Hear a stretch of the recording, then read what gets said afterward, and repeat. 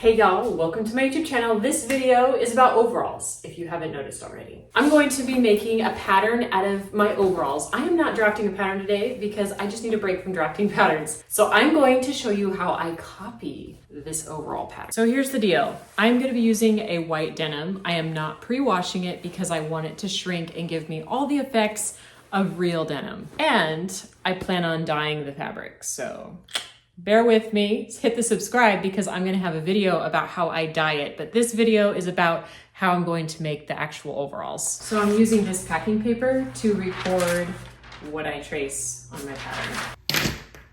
There are a lot of pieces in these overalls. I'm gonna unbutton all the sides of my overalls. So let's record this front bib here. So basically, I'm just tracing it on the paper flat. There's really no science to it, other than I am pinning it down so that after I pin it down, I can actually fold it over and record that middle seam because there are two seams in the front of the bib. Then I'm going to take it off and I straighten off the bottom with a ruler just to make sure it's nice and square. I put all my labels on there so I know what's going on. I'm going to record the pocket and I am just going to do half of the pocket so that I can cut it on the fold, and then I make all my markings on my pattern piece. Then I record the smaller pocket on the pocket, make all my markings as well, flip the overalls over, and I'm gonna do the back straps and the back of the overalls. So I lay a piece of paper underneath, lay the straps on top, trace the straps and the sides of the straps. Then I pin it down so that I can fold. You can see where it crosses over there, and I mark where that piece is, and I straighten off the bottom like I did before. Then I'm going to record the shorts, and I basically just lay it as flat as I can and record right where the seam is. Don't add any seam allowances, at least I don't. Then I pin the inside of the shorts to make sure it didn't shift as I recorded the crotch, and I recorded the other parts of the crotch, and then I took the pins out and marked a straight line for the bottom of the shorts. Now I'm going to mark where the pockets are, and I basically put a ruler on the inside of the overalls and lay a piece of paper on top. Then I feel for where the pocket is, and I basically trace where I feel the pocket on the inside. Then I lift it up and you can kind of see the outline. Then I flipped the overalls inside out, stuck a ruler on the inside, and I recorded the actual pocket piece as well that was on the inside. So basically I used all these same principles that I just showed you to record every single piece that I could find on these overalls. I even did the back pockets on the back shorts and every piece that is there, literally. So I'm moving on to the next step. I am at cutting stage. I cut out a 12-inch square and I drew a 10-inch square on there. I threw it in the wash and dried it to see how much it would shrink. A lot of you are probably wondering, why not pre-wash your fabric? Because it does shrink. I am aware of that. I do know that cotton shrinks a lot because this is 100% cotton. However, I do not want to wash it before the project because I want on my seams and where I top stitch for there to be rippling. And I don't want to have to do all this weird manipulation with the fabric to get to where I want it to be. So I am accounting for this. So I'm going to go measure it and see how much it shrunk. Okay, so taking it, oh wow. Looks like it shrunk a whole like 3/8 of an inch from the 10 inches. So that is about 3 to 3.5%. I'm not very good at math. That is why I'm into garment sewing, because I'm not into math. So if you're a mathematician watching this video and I got that calculation wrong, excuse me. I don't claim to be an expert, but I'm going to account for 3%. Before we move on, we're going to cut out all the pieces that we just traced, and we're still leaving out the seam allowance at this point, just because that's how I like to operate. I'm going to start with sewing the top of the overalls first. So I'm going to set aside all the bottom pieces. So this is a part of the pants, this is a part of the top, this is a part of the top, and these are the shorts. So I'm going to start by sewing the top first because there's a lot of moving parts to this and I don't want to lose track of where I am. I feel like if I do the top and then the bottom, I can look at the overalls step by step and not miss a step.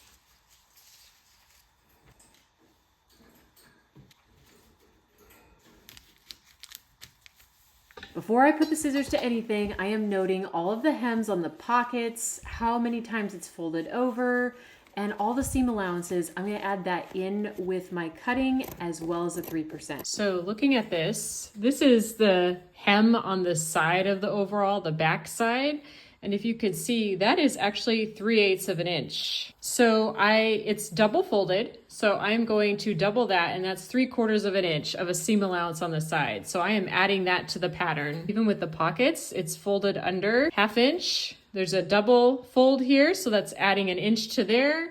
1/2 inch on each side, plus adding on top of that the 3%, which ends up being about 1/8 of an inch on each side. So just looking at all the seams and where they are and adding them as I cut the pattern. Now my pieces are cut and I'm ready to start working on the back of the overalls. So I started by folding it over twice at that 3/8 of an inch that I had just mentioned. Now I'm ready to stitch it down with this thread. It is a polyester thread, but it is a very strong Gutermann thread. I will link that below so you can see what it is. And I'm changing my stitch length to number 3 instead of 2. Interestingly enough, I had to loosen the tension in the bobbin, but then I also had to really tighten it in the top. Like, really tighten it to the point where I was like, is this thing gonna snap or what? But that's what it took to get the right stitch. Now that the machine is set, I am working on hemming the straps. And now I'm going to put the straps together. As you can see, it crosses over here. It's like 2 pieces crossing over in the middle.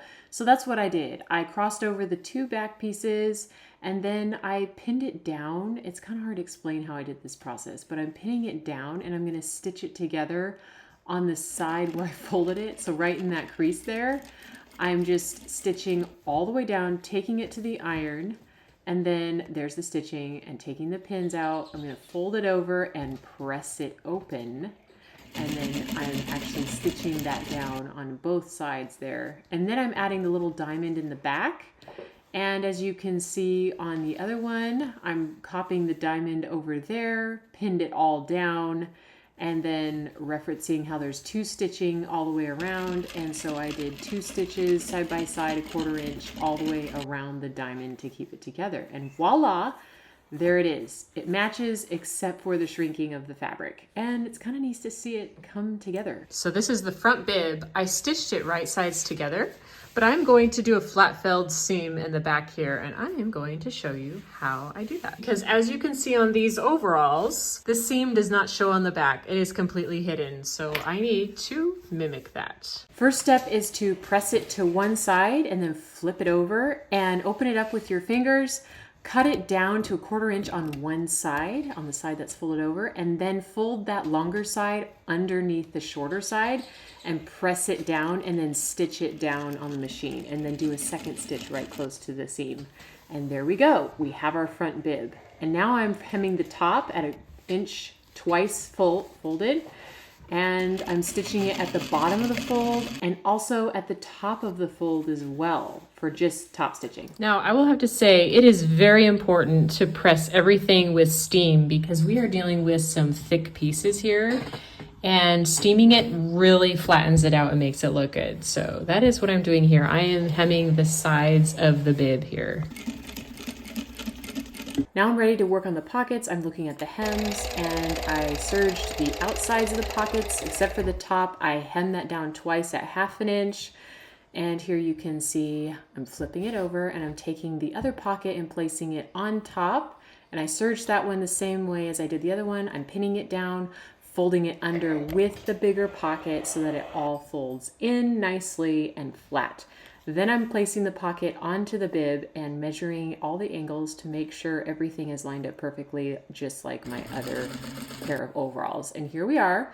We have matching pockets and I have the back top done. Now I'm ready to work on the waistband and start attaching the shorts. All right, so I have the top part made. I have this back part finished. The front is finished for the most part. I still have to put the buttons on and the buckles on, but I'm gonna do that later and let me explain. You'll notice there's just something not quite the same. This looks flat. This looks different because it was washed. And this is why I did not pre-wash my denim. And I'm also going to dye the overalls the color that I want. Once it's washed and all crinkled, then I'm going to dye it so that the dyes can settle in naturally. So it's not a flat look. It actually has dimension in between all the little ripplings. I think that these overalls were dyed after they were made. Most likely these probably did go through a wash with pumice stones, which in another video, I'll talk about that. I'm gonna do an experiment with lava stones, pumice stones on washing denim to make it look more weathered so it's not so flat looking like my overalls that I'm making right now. So hit that subscribe button because I'm gonna have a video on that someday. So I'm going to do a whole thing on how to not destroy your wash machine and use pumice stones in your wash machine, because the big factories use these huge machines that can handle heavy duty stones in them, whereas we don't want to experiment on our expensive home washing machine. So hit that subscribe button if you want to see a video on that. Now I'm cutting out the shorts now that I have the top made, and I did add some darts in the back part of the shorts because that adds a more fitted look in the back rather than it being flat and boxy. Then I added my seam allowances like I did with the top, and I'm just cutting it out here but not going into a lot of detail about that. I had my pockets made the same way I did the front, just compared with the actual overalls to see how everything is sewn together, placing the pocket over the dart and measuring everything to make sure it's level all the way around, and voila, we have our back pieces made, and you can kind of see them kind of coming together now. It's kind of exciting. And I've sewed the back pieces together and attached it to the top back. Now I'm working on the front overalls, making the pocket, and I'm sewing the pocket into that opening there, and I'm flipping it right side, the pocket up, and pressing it down. And then I flip it over, fold the pocket to the inside of the shorts, and press it down on top. And then I do my double top stitching, but I didn't show that here because I'm doing a lot of that and that would get really annoying to watch that over and over again. So here's the pocket, and now I'm working on the actual inside of the pocket. So I'm serging those pockets together, and I'm folding the pocket to the outside here and stitching this on top.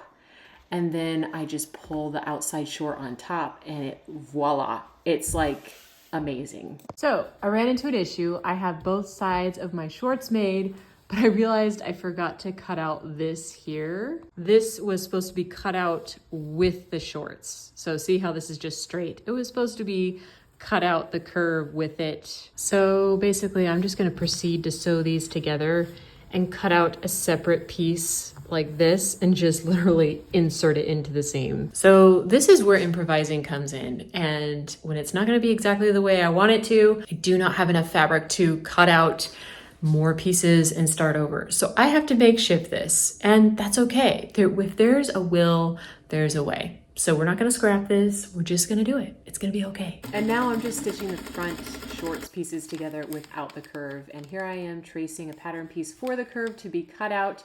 And once it was cut out and serged on the edges, I stuck it underneath, and I did not video the stitching I did on this. After that, I started to work on adding the placket on the sides because overalls have plackets on both sides, or placket type thing on both sides of the overalls, so you can get them on and off easier. I was looking at the other overalls that I had, and honestly, this was a very tricky part and it was hard to get on camera. So I will just leave it at, I had to take it out and I had to redo it. And finally I had figured it out, and I was ready to close up the bottom shorts of the overalls and sew them together, but I did it right sides together, not wrong sides. And I matched the seams in the center, and then I did a flat felled seam on the iron just like I did before when I showed you in this video. And it's basically done and ready for washing. And honestly, the fit was looking pretty close to what I wanted.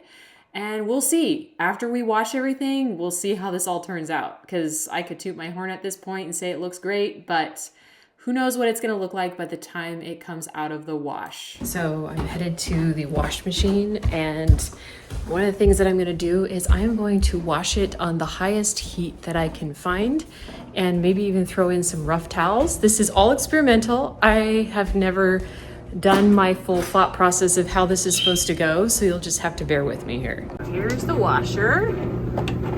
Throw this in there. Okay, we're gonna do heavy duty. It is on hot. It is an hour and a half. This probably seems incredibly overdone, but I don't really care. Okay, so I just pulled these out of the dryer, and I will have to say I'm very impressed with all these details here. You can see it has more of a natural denim look to it rather than that flat look it had before. I'm really happy with how this turned out. You can see them side by side here. The one I was copying versus this one. I think I just need to add color to this one to add a little bit more dimension and maybe a few more washes. However, here's the deal. It shrunk a good whole inch, half inch to inch, almost everywhere. Because I took the crotch, if you can tell, it's too like high. That's because it's an inch literally too high and it shrunk that much. The bib I compared from the other one that I have is supposed to be higher up here and it won't even reach because the crotch is stuck. So, but I will have to say like the pant part of the overalls are actually fitting pretty well. I might let out the crotch a little bit if I decide to go with these. I might make a new pair, or maybe I'll keep them. I don't know, we'll see how this process ends. So I went ahead and dyed the overalls with madder root powder, and this helped give it a really nice coral red color that I just absolutely love. All right, guys, I just washed and dyed these overalls. There's a few fit issues. The crotch is a little bit too tight and the sides could be let out just a little bit, but I actually really like the way these fit. I do not like the color with this. I'm gonna have a video coming out on how I'm going to dye these overalls this color. Regardless of how we feel, it's important to follow through with the whole project to see how it turns out. So I'm moving on to adding the buckles and the buttons just to see what the final fit looks like. So I added the buckles. This is super hard to explain on camera, so just follow the instructions on what the buckles that you bought. I bought these off of Amazon. I will have all the links to all of the notions that I used, and here I'm adding the buttons. I'm poking a hole and then poking the hole bigger with a knitting needle and then hammering the buttons in. Now I'm moving on to the cuffs. I rolled them over twice, and then I took the outside seam and rolled it over 3 times instead of just 2. So the inside seam is rolled once, the outside seam is rolled 3 times to create that rollover so that it won't come undone. That is the key to rolled jeans. All right, y'all. I have finished these overalls and I will say they actually fit pretty good. And I think I'm not gonna make another pair. I'm just gonna keep them like this because I am really pleased with how these turned out. Ideally, I would want them a little bit bigger, but considering the amount of work it would take to actually make a little bit bigger is not worth going through all of that. So I'm just gonna keep them the way that they are. And I'm really happy with it. And I may just let it out in some of the seams and just call it a day. But I will note that once I added the buckles, the crotch actually fit perfect. So that was resolved.